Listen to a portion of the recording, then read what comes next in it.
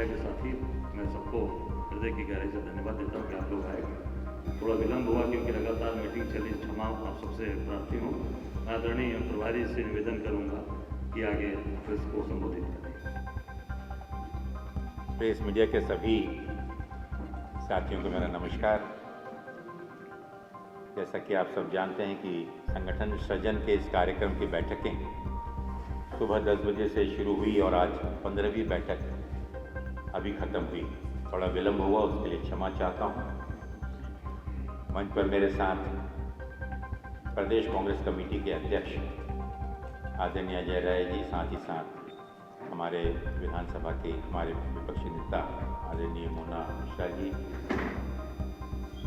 सांसद आदरणीय KL शर्मा जी, हमारे अखिल भारतीय कांग्रेस कमेटी के प्रभारी सचिव भाई राजेश तिवारी जी, भाई वीरेंद्र चौधरी जी, हमारे उपनेता, हमारे वरिष्ठ नेता और सेंट्रल इलेक्शन कमेटी के सदस्य आदरणीय PL पुनिया जी, हमारे मीडिया के चेयरमैन आदरणीय राय साहब और उपस्थित हमारे सभी साथीगण जो पिछले पूरे 7 दिनों से इस बैठक की तैयारी में रात दिन लगे हुए हैं। साथियों, आज की ये विशेष प्रेस वार्ता आप लोगों के साथ भेंट, क्योंकि जैसा आपको बताया गया कि 6 तारीख से और कल 7 तारीख से सही प्रक्रिया संगठन सृजन की पूरे उत्तर प्रदेश में संगठन का पुनर्निर्माण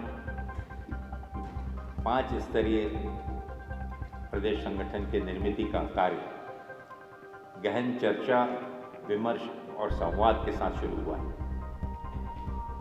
प्रदेश के 75 जिलों से और हमारी 58 शहर इकाइयों के सभी वरिष्ठ नेताओं को बुलाकर चुनिंदा चुने हुए वरिष्ठ नेताओं को यहाँ पर आमंत्रित किया गया है और पिछले 2 दिनों में 2 जोन्स की मीटिंग, करीबन 27 बैठकें हम लोगों ने ली।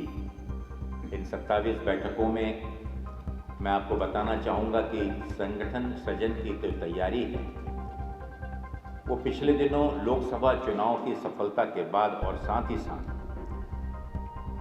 प्रदेश कांग्रेस कमेटी ने समय समय पर विभिन्न विषयों को लेकर जनता की आवाज़ को उठाने का जो एक संघर्षशील कार्य किया है और उससे प्रोत्साहित होकर आदरणीय राहुल गांधी जी और हमारी प्रिय नेता प्रियंका गांधी जी के नेतृत्व में और उनके दिशा निर्देशानुसार अखिल भारतीय कांग्रेस कमेटी के अध्यक्ष उनके दिशा निर्देशानुसार प्रदेश में कांग्रेस कमेटी का सृजन जो कार्य है, और जैसा मैंने कहा ये 5 स्तरीय कार्य हम करने जा रहे हैं।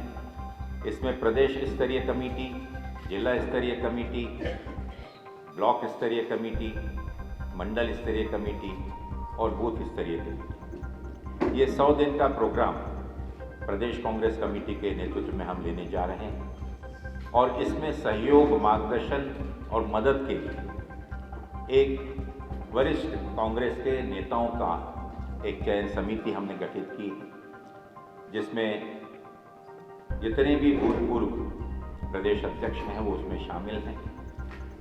कल आपने देखा कि आदरणीय सलमान खुर्शीद साहब, आदरणीय राज बब्बर जी, आदरणीय निर्मल खत्री जी, आदरणीय खाबरी जी और आज अरुण सिंह मुन्ना जी, ये सब इन बैठकों में उपस्थित रहे।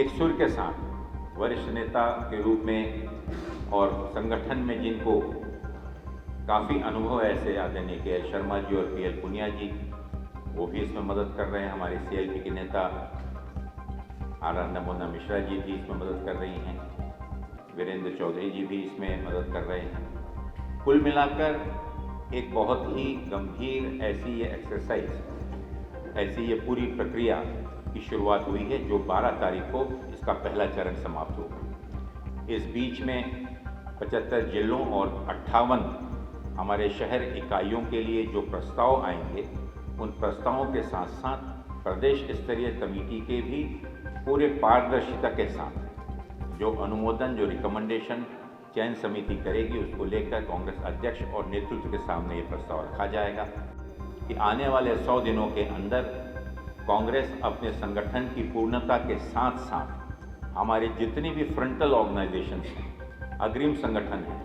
डिपार्टमेंट्स और सेल्स हैं, इन सभी डिपार्टमेंट सेल्स की भी पुनर्रचना, इनका भी सृजन करते हुए एक आवाज़ में हर जिले में संगठन को इतनी मजबूती हम प्रदान कर सकें, क्योंकि आज हमारा लक्ष्य 2027 के विधानसभा चुनाव में कांग्रेस पूरी ताकत के साथ इस चुनाव में उतरकर वर्तमान सरकार को कैसे हम पदस्थ कर सकते हैं, अपदस्थ कर सकते हैं, ये हमारी कोशिश होगी।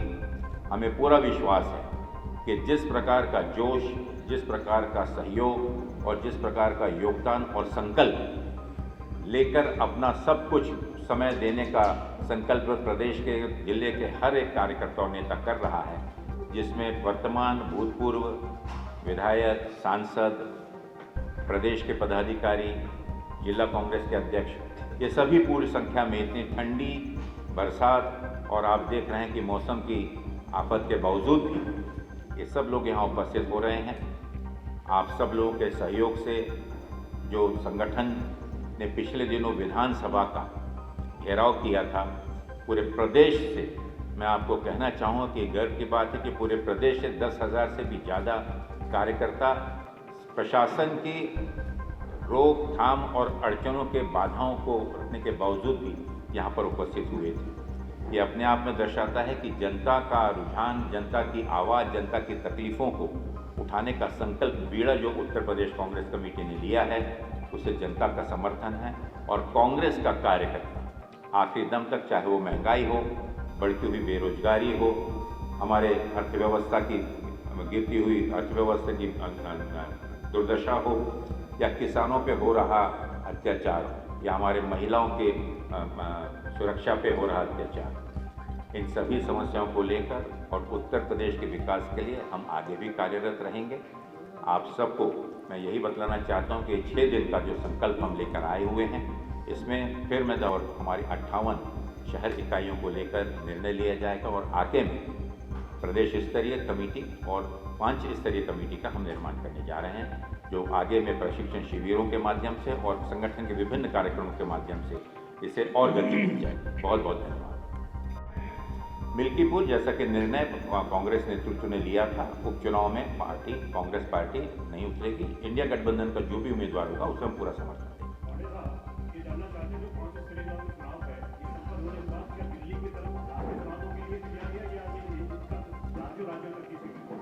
मैं समझा नहीं।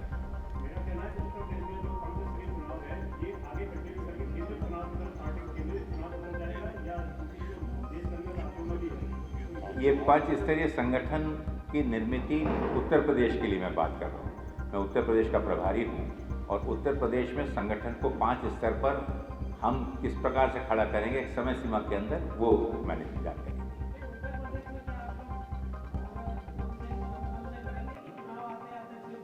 देखिए, 2027 के चुनाव 403 सीटों पर पार्टी स्वतंत्र रूप से अपनी ताकत को खड़ा करेगी।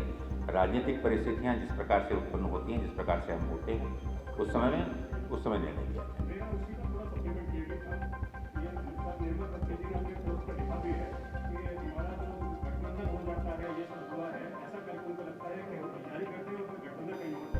देखिए, स्वाभाविक है ये चुनावी रणनीति। आप सब समझते हैं कि चुनाव के दौरान जिस प्रकार की परिस्थितियां होती है, उस पर नेतृत्व का निर्णय लेता है। कोशिश आज कार्यकर्ताओं को जो उत्साह है, हम वही है कि हम 403 सीटों पर अपनी ताकत खड़ी करें, बहुत स्पष्ट रूप से, उसमें कोई छुपा नहीं है। चुनाव के दौरान जो परिस्थितियां होती हैं, उस समय निर्णय लिया जाए।